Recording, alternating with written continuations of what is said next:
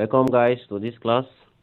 In the last class we gave some standard derivative and we said that when y is equal to ax raised to power n, that the derivative is anx minus 1, and we list them all, but we list few because we won't be going listing all of them. As we progress in the course, we'll begin to bring out all of them. Like in tan x, we can derive tan x from it there. We can derive sinh x and cos s, but that would be time. And even the logarithmic, the natural logarithm, we also go into details of this as a sub-topic. But first of all, just understand it this way. Let us see how we can be able to use those things to solve problems. The first question here is any derivative y equal to 12x. It is very easy. Remember that when y is equal to okay,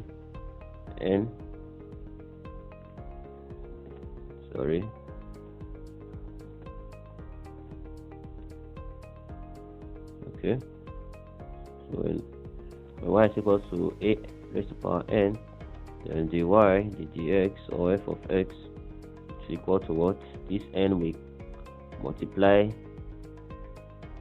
right? Then we have x raised to power n minus 1, right? So in this case now, when we look at it, we discover that a can be the same thing as 12, right? Then we have x, then 3 can be the same thing as what? N. So what will happen is that following the rule, n came down. That means that 3 will come down here. We have 3 multiplied by a. So a is 12, right? Times 12. Then we still have x, so we still have x. But what happened is that the power, which is n, reduced by 1. That is 3 minus 1. So 3, that implies that dy over dx. Are we getting it now? 3 times 12 is 36, right? We have x here. Then 3 minus 1 is what? 2. So we have 36 square. We have another example here. We just do our basic class just to make us y to be equal to 12 over x raised to power 3. And in doing this, very easy, we just try to convert it into our standard form, which is an, right? So how do we do this? We know from the law of indices that anything that is raised to power, when it's going up, it becomes minus, right? So which means that when we want to bring x to this side so that it will be in a straight line, as we have here 12, right? Y is equal to 12 x. Are we getting it? So x has left the ground and come up to a level where it is alike to what we have here. So that is x raised to power what? Minus 3. That is the law of indices. And since we now have something that is resemble to this, so which means that the derivative of this, we know that the derivative of this is the same thing as what? N a, right? X to the power n minus 1. So therefore the derivative of this also will be equal to, now the power n is minus 3, so that will be minus 3 times 12 x raised to power minus 3. Then we apply the same rule, that is n minus 1 minus 3 minus 1, right? So minus 3 times 12, everything here becomes what? Minus 36. Is that true? Then x minus 3 minus 1 is what? Minus 4. So the answer here is minus 36 raised to power minus 4. Okay, let us go into the next question. There's no time to waste. What we just need to do now is just to be serious. Alright, so we have a question here. Let me change my pen so that it will look sweet and colorful.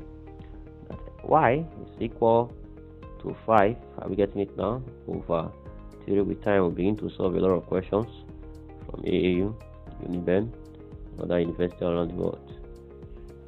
right? So if this is true,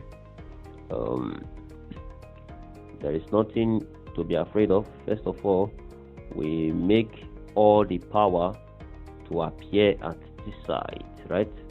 We make all the power to appear at this side, so that when all the power appear at this side, it becomes something like s raised to power n.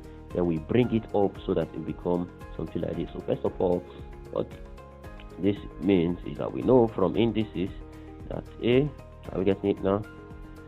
A square, the cube of a square is the same thing as 3 root a. The cube of a square is the same thing as a raised to power 1 over 3, right?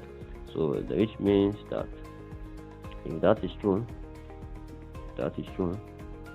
then that means that, let us deal with the denominator first before we go up. This thing here, everything here is the same thing as x. Are we getting e raised to power 4 multiplied by 1 over 3, right?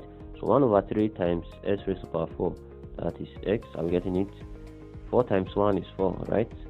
Then over 3. So which means that everything on the denominator is the same thing as x. Are we getting it? Raised to power 4 over 3. So this means that y will be equals to 5. Are we getting it now? It means that y is equal to, let me draw that pen so that no mistake, is equal to 5 over x raised to power 4 over 3, right?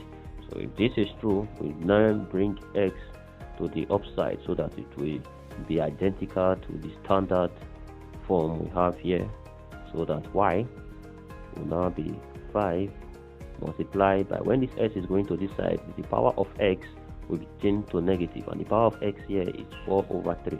So it becomes 5x minus 4 over 3, right?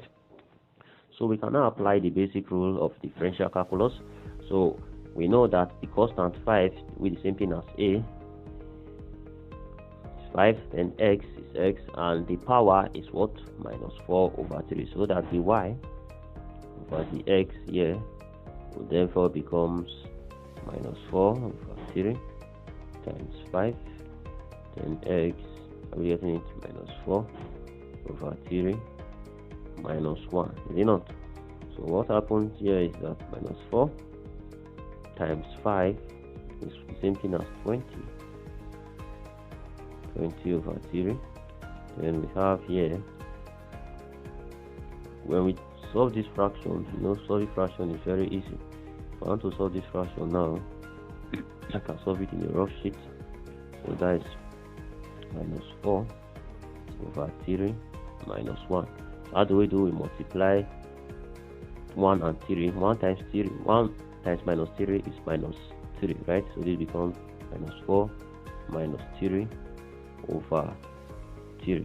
So minus 4 minus 3 is what? Minus 7 over 3. So which means that everything here is the same thing as minus 7 over 3. Then we still have our x being raised to the power, right? So that's the answer to this question.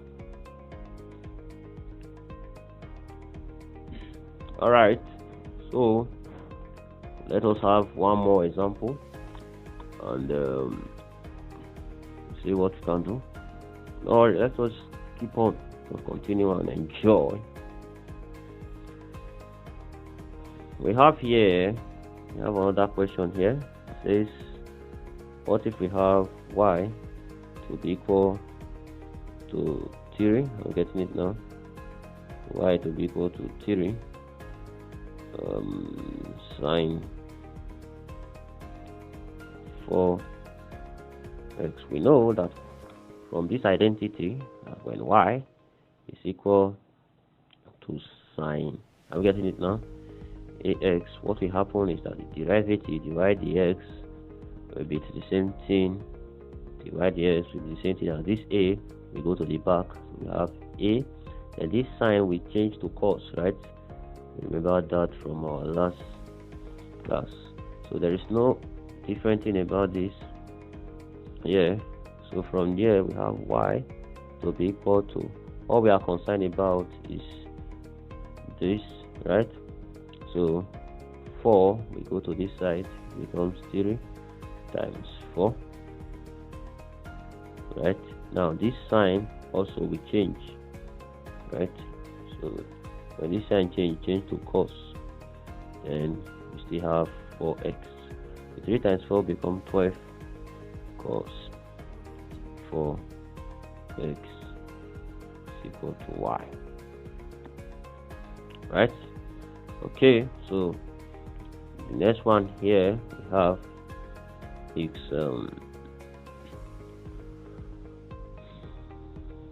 ft. No matter how the question comes, just know the basic rule and you prosper. Also 2 cos 3t. Okay, so to solve this, it's very easy. Ft is equals to 2 cos 3t. Whether you have ft or fx, they are the same thing. Just know the principle. In this case now, we are differentiating with respect to the t, right?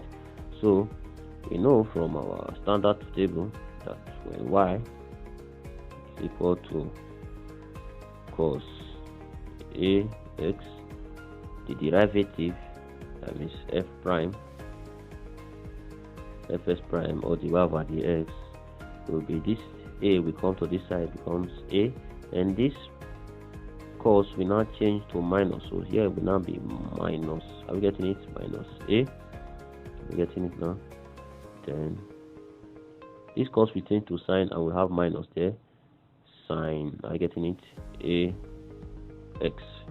So if that is true, we apply the same thing to this side, so that f t prime, or the, are we getting it now? Or we say dy over the t is the same thing as, now this 3 is the a in this part. If we come to this side, we now have 3 times 2. Are we getting it?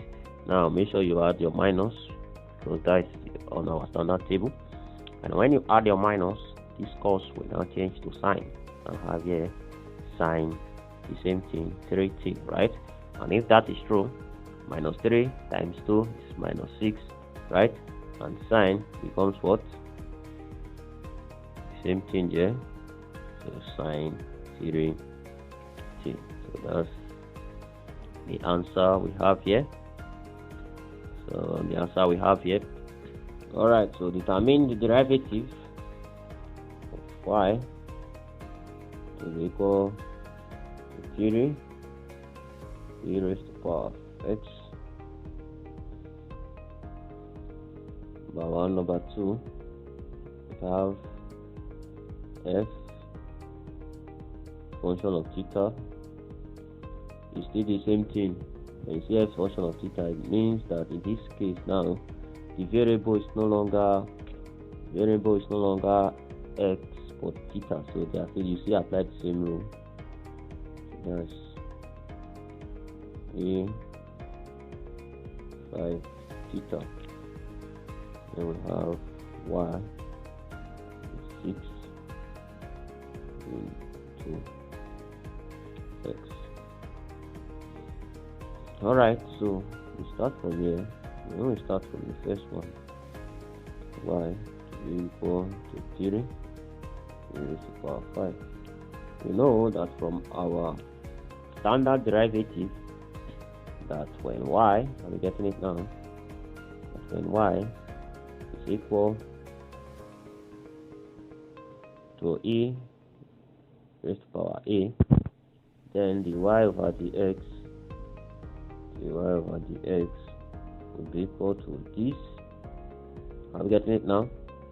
This constant will come down, so that will be a.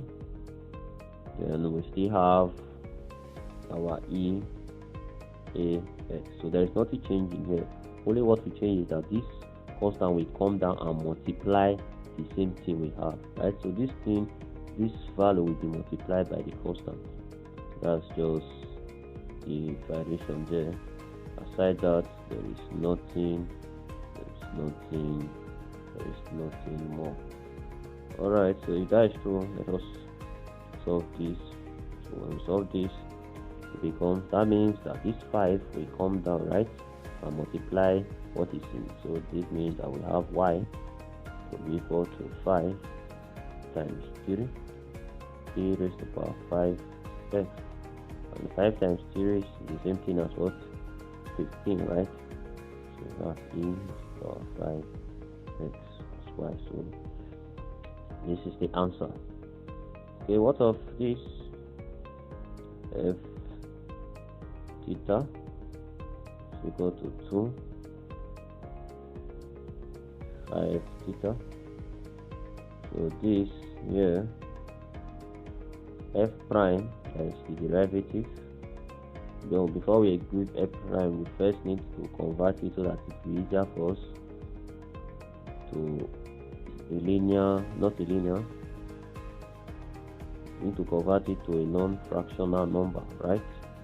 So, and if we convert this to a non-fractional number, that if we look straight in our eyes, we have f prime is equal to 2. Now this e will go up, right? Raised to the power 5 theta. But when e go up, the power become negative, right? So when we apply our calculus rule, or derivative rule, what is in the power of the exponent, we multiply the given question, right? That means we have minus 5 times 2 e raised to the power 5 theta. And if this is true, that means f prime will be equal to 5 times 2 is what? Minus 10 e raised to the power 5 theta. So this is the answer.